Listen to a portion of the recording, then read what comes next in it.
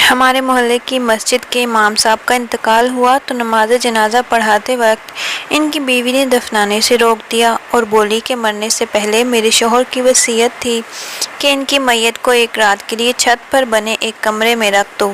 لوگ بڑے حیران ہوئے، لیکن ان کی وصیت کو مان کر چھت پر بنے ایک کمرے میں رکھ دیا، لیکن مجھے تجسس تھا کہ انہوں نے ایسی وصیت کیوں کی، اسی لیے میں راز جاننے کے لیے آدھی رات کو ان کی چھت پر گیا اور وہاں کا منظر دیکھ کر میری روح نکل گئی، کیونکہ وہاں مولوی کی بیوی اپنے شوہر کے اوپر، میں ایک یتیم بچہ تھا، اور یتیمی اپنے اندر کس قدر دکھ اور غم لیے ہوئے ہوتی ہے، یہ کوئی ان بچوں سے ہی پوچھے جو بچپن میں ہی ماں باپ کے سائے سے محروم ہوتے ہیں۔ میں بھی ایک ایسا ہی بچہ تھا جو دنیا میں تنہا تھا۔ کہنے کو تو میں ایک بہت بڑے گھر اور خاندان کا فرد تھا، مگر اتنے بہت سے رشتوں کے ہوتے ہوئے بھی بالکل تنہا تھا۔ یہ دنیا ایک تپتی ہوئی زمین تھی اور میں بغیر کسی سائے کے اس کڑی دھوپ میں کھڑا جھلس رہا تھا۔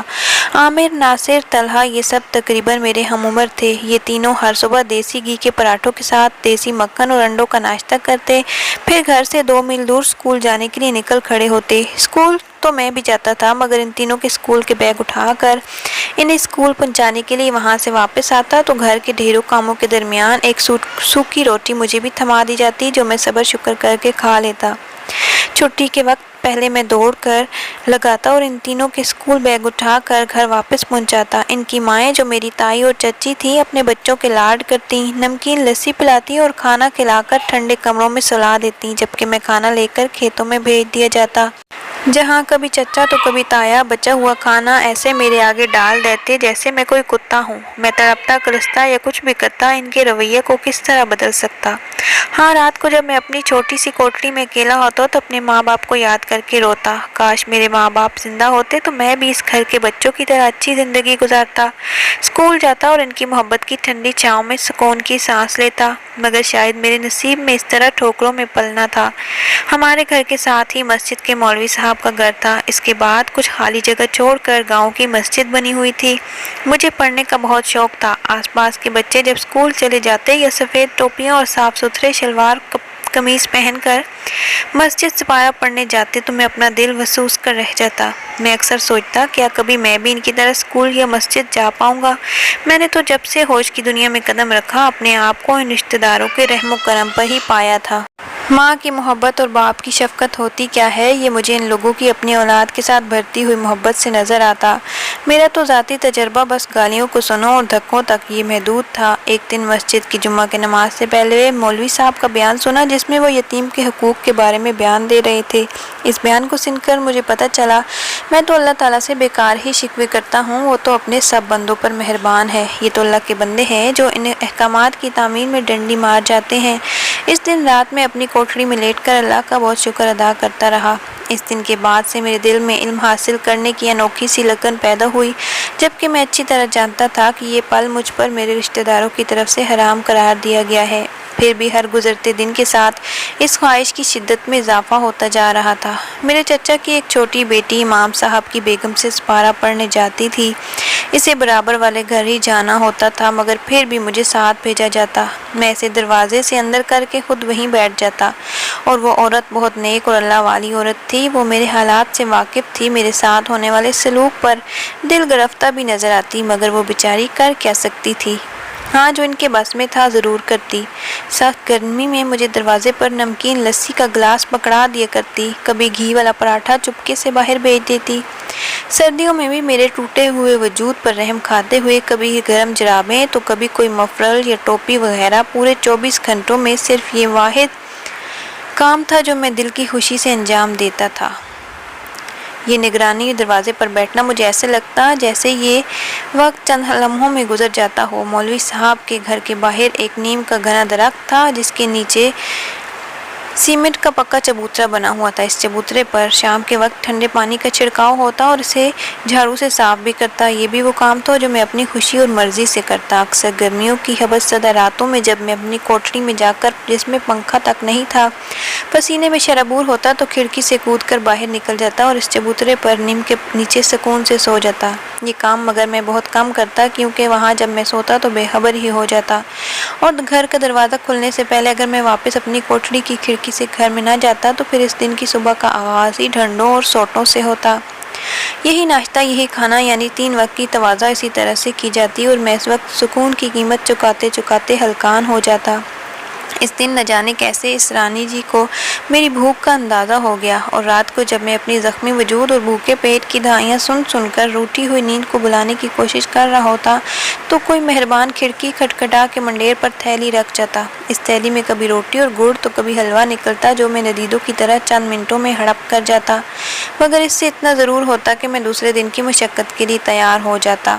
جب میرے دل میں پڑھنے کی خواہش بیدار ہوئی تو میں بہت دن یہی سوچتا رہا کہ آخر یہ کیسے ممکن ہوگا۔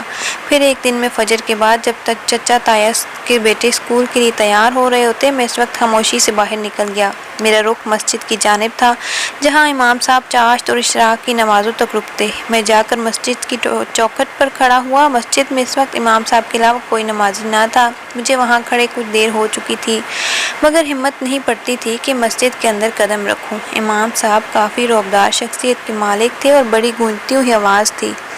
جب ان کی نظر مجھ پر پڑی تو کچھ دیر شاید انتظار کرتے رہے کہ میں اندر آ جاؤں، مگر جب میں وہیں کھڑا رہا تو اٹھ کر باہر آ کر مجھ سے کہنے لگے، یہاں کیوں کھڑے ہو میاں؟ میں نے نظری نیچے رکھتے ہوئے انہیں اپنی خواہش بتائی اور مجبوری بھی۔ انہوں نے شفقت سے میرے سر پر ہاتھ رکھتے ہوئے کہا وہ اس سلسلے میں ضرور مدد کریں گے۔ میں احترام سے واپس ہوا۔ ڈر تھا کہ گھر میں ڈھونڈیاں نہ مچ گئی ہوں، مگر خیر تھی ابھی وہاں ناشتہ کیا جا رہا تھا۔ میں نے ہر روز کی طرح تینوں بیگ اٹھائے اور ان تینوں کے پیچھے اسکول کی جانب چل پڑا۔ راستہ آج انہی خیالوں میں کٹ گیا کہ مجھے تھکن کا احساس ہی نہ ہوا۔ پھر اگلے 3-4 دن گزر گئے مگر کہیں سے کچھ نہ ہوا تو آہستہ آہستہ مجھ پر مایوسی طاری ہونے لگی۔ مجھے لگنے لگا تھا کہ میں نے بیکار اتنی امیدیں پالی۔ امام صاحب کو کیا پڑی ہے کہ مجھ یتیم کے لیے کوئی کوشش کریں۔ جب میں مکمل مایوس ہو چکا تو ایک دن میرے تایا نے مجھے آواز دی۔ مجھے بڑی حیرت ہوئی کیونکہ اس وقت تایا کی آواز میں کچھ نرمی سی تھی، جبکہ مجھ سے مخاطب ہوتے وقت ان سب کے لہجے حقارت اور سختی سے بھر جایا کرتے۔ میں ڈرتے ڈرتے تایا کے سامنے کھڑا ہوا۔ اس وقت میری عمر 16 سال تھی۔ مجھے بتایا کہ اب میں ان کے بچوں کے بیگ اسکول چھوڑ کر جب واپس آؤں گا تو 2 گھنٹے امام صاحب کے پاس مسجد میں قرآن کی تعلیم حاصل کرنے جایا کروں گا۔ میرے لیے تو یہ خبر ایک بہت بڑی خوشی کی خبر تھی۔ میں علم میں علم حاصل کرنے جاؤں گا، پڑھوں گا اللہ کا قرآن، اس سے بڑی خوش نصیبی میرے لیے اور کیا ہو سکتی تھی۔ بعد میں مجھے پتہ چلا کہ جمعہ کی نماز کے بعد امام صاحب نے دوسرے کئی لوگوں کی موجودگی میں میرے چچا اور تایا کو کہا تھا کہ میں ان کی ذمہ داری ہوں اور میرے بارے میں روز قیامت ان سے حساب کتاب بھی لیا جائے گا، اور یہ بھی کہ میں اتنا بڑا ہو گیا ہوں مگر ابھی تک مجھے اسکول تو چھوڑو سپارہ پڑھنے بھی نہیں دیا گیا۔ اب یہ معلوم نہیں کہ امام صاحب کے سمجھانے کا اثر تھا یا لوگوں میں بے عزتی کا خیال۔ بہرحال اس کے بعد یہ تبدیلی ضرور آئی کہ مجھے مسجد جا کے دین کی تعلیم حاصل کرنے کی اجازت مل گئی۔ اب مسجد جانے کے لیے صاف ستھرے کپڑوں کی بھی ضرورت تھی، تو زندگی میں پہلی بار میرے خود کے 2 جوڑے کپڑے سلوائے گئے، ورنہ ابھی تک تو میں اترن ہی پہنتا آیا تھا۔ دوسرے دن جب میں اسکول کی ڈیوٹی دے کر واپس آیا، نہا دھو کر صاف کپڑے پہنے اور مسجد کی جانب چل پڑا۔ وہاں امام صاحب نے مجھے اردو اور عربی دونوں قاعدے دیے اور کہا وہ جتنا ہو سکا مجھے تعلیم دینے کی کوشش کریں گے، بس میں ثابت قدم رہوں۔ پڑھنے کے بعد میں گھر آیا، اپنے صاف کپڑے اتار کر پھر وہی پرانے کپڑے پہنے اور اسکول کی جانب روانہ ہو گیا۔ باقی کا پورا دن پھر وہی روٹین تھی، مگر مجھے ایسا لگ رہا تھا جیسے آج میں نے نیا جنم لیا۔ میری چچی اور تائی کو یہ بات بہت بری لگی تھی کہ اب گھر کے چھوٹے چھوٹے کام جو میں صبح کر دیتا تھا وہ انہیں خود ہی کرنے پڑتے تھے۔ انہوں نے اس بات پر بھی شور کیا، مگر نہ جانے امام صاحب کی کون سی بات میرے تایا کے دل کو لگ گئی کہ اب وہ مجھ سے کافی بہتر سلوک کرنے لگے تھے۔ میری زندگی کی مشکلات ابھی ختم تو نہ ہوئی تھیں، مگر اب دین کی تعلیم اور امام صاحب کی صحبت میں رہنے سے میں کافی سدھرتا جا رہا تھا۔ 3 سال کا عرصہ اسی طرح گزرا۔ اب میں امام صاحب سے بہت کچھ سیکھ چکا تھا۔ قرآن پاک کی تعلیم کے ساتھ ساتھ انہوں نے مجھے عربی اور اردو بھی پڑھنا سکھا دی تھی۔ ساتھ ساتھ وہ میری تربیت بھی کر رہے تھے۔ اب اکثر مجھ سے اذان بھی دلواتے اور مسجد میں آنے والے بچوں کو سپارہ پڑھانا بھی میری ذمہ داری تھی۔ میرے چچا زاد اور تایا زاد بھی اسکول ختم کر کے شہر پڑھنے جا چکے تھے۔ میرے پاس اب کافی وقت ہوتا تھا جو میں مستقل دین سیکھنے اور امام صاحب کی زیر تربیت گزارتا۔ मगर इस रात की सुबह मेरी दुनिया तारीफ कर गई। जब मैं सुबह मस्जिद पहुंचा तो इमाम साहब अभी ना आए थे। ये बड़ी हैरत की बात थी, ऐसा पहले कभी ना होता था। मेरे साथ साथ बाकी सारे नमाजी भी हैरान थे। बहरहाल मैंने अजान दी और नमाज पढ़ाई। नमाज के बाद जब इमाम साहब की कोई खबर ना आई तो मैंने इनके घर के दरवाजे पर दस्तक दी। कुछ देर के बाद मौलवी साहब की बीवी दरवाजे पर आई और इमाम साहब की तबीयत ख़राब होने की इत्तला दी। मैं खामोशी से वापस हो गया क्योंकि घर की भी बहुत सी जिम्मेदारियां अभी भी मेरे ही ऊपर थी। मेरे चचा और ताया उम्र बढ़ने के साथ साथ शायद खौफ खुदा के डर से काफ़ी ठीक हो चुके थे। अब घर में मुझे भी सबके साथ नाश्ता खाना दिया जाने लगे था। इसके अलावा मेरी कच्ची कोठरी को भी पका कर इसमें पंखा और बल्ब वगैरह लगा दिया गया था। मुझे इनके बच्चों के मसावी हकूक़ तो अभी भी ना मिले थे, मगर मेरे लिए यही बहुत गनीमत था कि अब मुझे कम से कम इंसान तो समझा जाने लगा था। मेरे लिए तो ये भी बहुत बड़ी नेमत थी और ये सब मुझे इमाम साहब की सोबत का फैज़ लगता था। दोपहर में जब नमाज ज़ोहर के वक्त मस्जिद गया तो इमाम साहब इस वक्त भी मौजूद ना थे। मैंने फिर अजान देकर नमाज पढ़ाई ही थी कि अचानक किसी ने बताया इमाम साहब के घर से रोने की आवाज़ें आ रही हैं। मैं भागकर इमाम साहब के दरवाजे पर पहुंचा और दस्तक दी तो तस्दीक हो गई कि इमाम साहब का इंतकाल हो चुका है। मुझ पर तो गम का पहाड़ टूट पड़ा। मुझे ऐसा लगने लगा जैसे मैं एक बार फिर यतीम हो चुका हूँ। मेरे कदम लरज रहे थे और चेहरा आंसुओं से तर हो चुका था। मैं हिम्मत करके मस्जिद की तरफ गया और इमाम साहब के इंतकाल का ऐलान कर दिया। पूरा गांव मस्जिद में जमा हो चुका था। हर कोई अफसरदा था। इमाम साहब का कोई बेटा न था, इसलिए सब ने मिलकर कफन दफन की तैयारी कर ली। तय ये पाया कि मगरिब के वक्त नमाज जनाजा पढ़ाकर मैयत उठा दी जाएगी, मगर जब सब लोगों ने मुझे इमाम साहब के घर भेजा कि मौलवी साहब की बीवी से इजाज़त ले लो, तो आगे से उन्होंने एक अजीब बात कही। मैं इनकी बात सुनकर चुप रह गया, मगर ये वक्त बहस का नहीं था। मैं मस्जिद वापस आ गया और लोगों को बता दिया कि इमाम साहब की बेगम का कहना है अभी नमाज जनाजा नहीं पढ़ाया जाएगा। मगर क्यों? बहुत सी आवाज़ें एक साथ गूंजी और लोग सवालिया नज़रों से मुझे देखने लगे। मैंने जो कुछ सुना वो इन्हें भी बता दिया। सब लोग हैरत में मुब्तला हो चुके थे क्योंकि इमाम साहब की बीवी ने कहा था कि इमाम साहब ने मरने से पहले वसीयत की थी कि जब इनका इंतकाल हो जाए तो इनकी मैयत एक रात के लिए छत पर रख दी जाए। इसके बाद दूसरे दिन इनकी नमाज जनाजा पढ़ाई जाए। सब लोग हैरान तो थे पर वसीयत पर अमल के बगैर चारा भी ना था।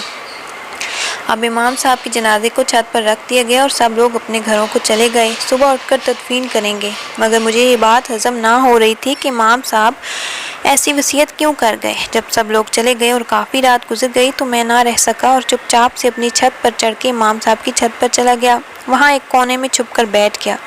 फिर मैंने जो मंजर देखा, इसे देखकर मैं पत्थर हो गया। मैं जिस तरह गया था ये सब देखकर इसी तरह वापस अपनी छत पर आ गया।